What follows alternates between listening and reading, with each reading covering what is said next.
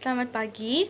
Hari ini saya akan menjelaskan tentang sistem gerak pada manusia, yaitu otot. Untuk bisa bergerak, tubuh kita disusun oleh suatu sistem yang disebut dengan sistem gerak. Sistem gerak tersusun oleh dua komponen, yaitu tulang dan juga otot. Tulang berperan sebagai alat gerak pasif karena tulang tidak dapat bergerak sendiri. Tulang digerakkan oleh komponen lain yang disebut dengan otot. Otot berperan sebagai alat gerak aktif karena otot dapat menggerakkan tulang. Kenapa otot bisa menggerakkan tubuh kita? Jadi, tengkorak itu hampir mirip seperti rangka, yaitu kumpulan tulang-tulang penyusun tubuh. Tulang dapat bergerak karena didukung oleh otot. Otot merupakan sebuah jaringan yang terdapat di tubuh manusia dan juga hewan. Otot bisa menggerakkan tulang dan juga organ dalam lainnya seperti usus, lambung, dan masih banyak lagi. Otot dapat menggerakkan tulang dan organ dalam lainnya karena otot memiliki kemampuan untuk berkontraksi dan berelaksasi. Jadi kesimpulannya, otot disebut sebagai alat gerak aktif karena otot mempunyai kemampuan untuk berkontraksi dan berelaksasi. Otot memiliki 4 fungsi utama. 1. Kontraksibilitas. 2. Ekstensibilitas. 3. Eksitabilitas. Dan yang keempat, elastisitas. Berdasarkan strukturnya, otot dikelompokkan menjadi 3, yaitu otot lurik, otot polos, dan otot jantung. Yang pertama, otot lurik. Otot lurik disebut juga dengan otot rangka, karena letaknya yaitu melekat pada rangka. Agar bisa melekat pada rangka, lurik dihubungkan oleh suatu jaringan yang disebut dengan tendon. Tendon merupakan penghubung antara tulang dan otot. Otot lurik berfungsi untuk menggerakkan rangka. Kalau kita melihat struktur dari otot lurik memiliki bentuk seperti silindris memanjang, ada garis-garis, dan intinya ada banyak dan tersebar di tepi. Otot lurik tergolong merupakan otot yang kerjanya dapat kita sadari atau volunteer. Artinya, kita dapat mengontrol kerja otot ini.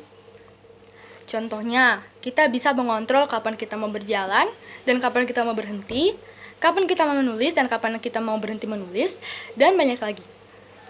Kontraksi dari otot lurik berlangsung cepat, sehingga dia bersifat mudah lelah. Jadi, otot lurik memiliki beberapa karakteristik. Pertama, melekat pada rangka. Kedua, berbentuk silindris dan ada garis-garisnya. 3, memiliki banyak inti dan tersebar di tepi.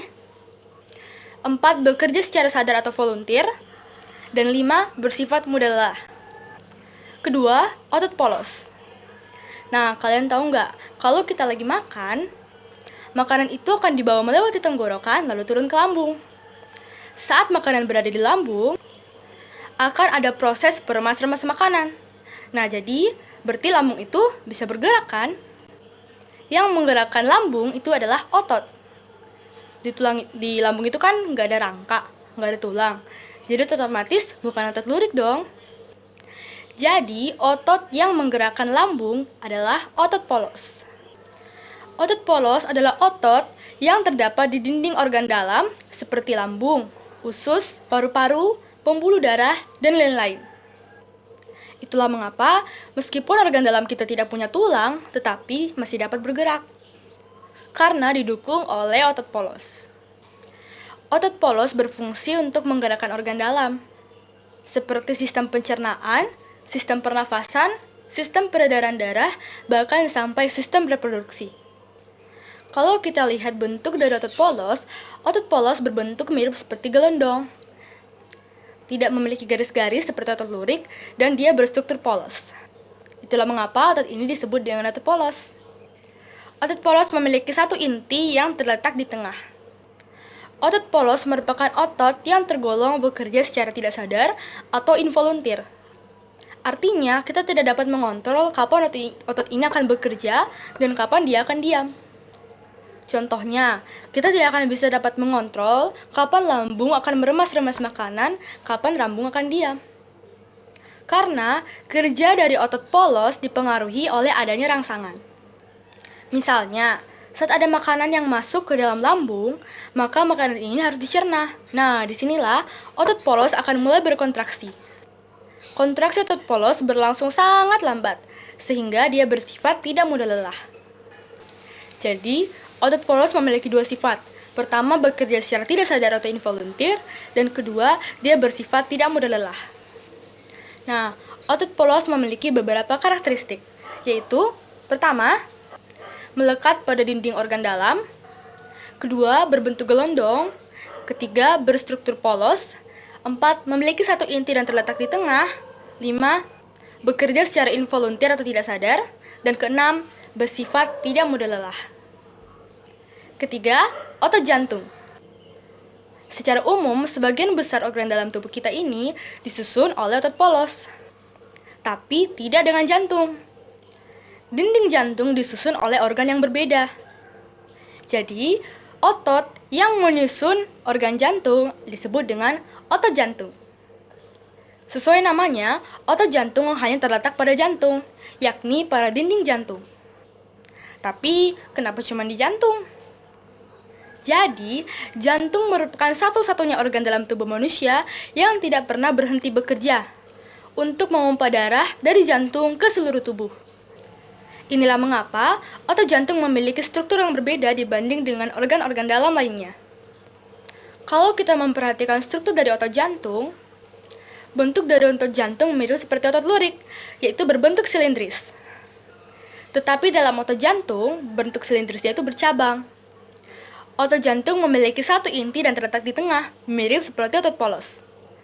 Otot jantung tergolong otot yang bekerja secara tidak sadar atau involuntir. Jadi, kita tidak dapat menentukan kapan jantung akan berhenti bekerja dan kapan jantung akan bekerja. Karena pada dasarnya, jantung tidak pernah berhenti bekerja untuk memompa darah dari jantung ke seluruh tubuh, selama adanya rangsangan yang berasal dari jantung itu sendiri. Kontraksi dari otot jantung berlangsung lambat, sehingga bersifat tidak mudah lelah. Jadi, karakteristik dari otot jantung yaitu 1. Berbentuk silindris bercabang. 2. Memiliki satu inti yang terletak di tengah. 3. Strukturnya bergaris atau berlurik. 4. Bekerja secara tidak sadar atau involuntir. Dan 5. Bersifat tidak mudah lelah. Jadi, kesimpulannya, otot dikelompokkan menjadi 3 jenis. Pertama, otot lurik, otot polos, dan otot jantung. Perbedaan dari ketiga jenis otot ini yaitu otot lurik, letaknya yaitu melekat pada rangka, berfungsi untuk menggerakkan rangka, jumlah intinya ada banyak, letak intinya berada di tepi, bentuknya silindris memanjang, strukturnya bergaris, tipe kerja volunteer atau bekerja secara sadar, kemampuan kontraksi yaitu mudah lelah. Kedua, otot polos. Letaknya berada di dinding organ dalam, kecuali jantung, fungsi untuk menggerakkan organ dalam, letaknya berada di dinding organ dalam seperti lambung, usus, kecuali jantung. Berfungsi untuk menggerakkan organ dalam, jumlah intinya ada 1, letak inti berada di tengah, bentuknya seperti gelondong, berstruktur polos, tipe kerja involuntir atau bekerja secara tidak sadar, dan kemampuan kontraksi tidak mudah lelah. Ketiga, otot jantung. Otot jantung letaknya terletak pada jantung, yaitu pada dinding jantung, berfungsi untuk memompa darah, jumlah inti ada 1, letak inti berada di tengah, berbentuk silindris bercabang, strukturnya itu bergaris atau berlurik, tipe kerjanya involuntir atau bekerja secara tidak sadar, dan kemampuan kontraksi tidak mudah lelah. Sekian penjelasan saya tentang sistem gerak pada manusia yaitu otot, jenis-jenisnya, dan perbedaan dari ketiganya. Lebih dan kurangnya mohon dimaafkan. Sekian dan terima kasih.